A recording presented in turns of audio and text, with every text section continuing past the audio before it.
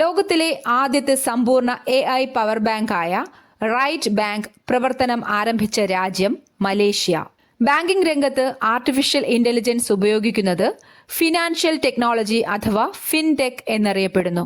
ഉപഭോക്താക്കൾക്ക് വ്യക്തിഗത സേവനങ്ങൾ നൽകുന്നതിനും സാമ്പത്തിക തട്ടിപ്പുകൾ തടയുന്നതിനും AI സാങ്കേതികവിദ്യ ഉപയോഗിക്കുന്നു. ഇന്ത്യയിലെ ഗ്രാമപഞ്ചായത്തുകളുടെ സാമ്പത്തിക കാര്യങ്ങളും നികുതി പിരിവും ഡിജിറ്റൈസ് ചെയ്യുന്നതിനായി കേന്ദ്ര പഞ്ചായത്തി രാജ് മന്ത്രാലയം ആരംഭിച്ച ഡിജിറ്റൽ പ്ലാറ്റ്ഫോമാണ് സമർത്ഥ്.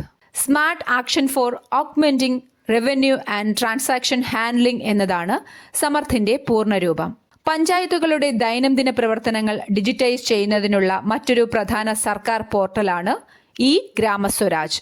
ഐക്യരാഷ്ട്രസഭ പ്രഖ്യാപിച്ച ആദ്യ ലോക തടാക ദിനം ആരംഭിച്ചത് 2025 ഓഗസ്റ്റ് 27-ന്. തടാകങ്ങളുടെയും തണ്ണീർത്തടങ്ങളുടെയും സംരക്ഷണത്തിനായുള്ള അന്താരാഷ്ട്ര ഉടമ്പടിയാണ് റംസാർ ഉടമ്പടി. കേന്ദ്ര സ്റ്റാറ്റിസ്റ്റിക്സ് മന്ത്രാലയത്തിന്റെ ഏറ്റവും പുതിയ വാർഷിക വ്യവസായ സർവേ പ്രകാരം വ്യവസായ തൊഴിൽ വളർച്ചയിൽ 1-ാം സ്ഥാനത്തുള്ള സംസ്ഥാനം തമിഴ്നാട്.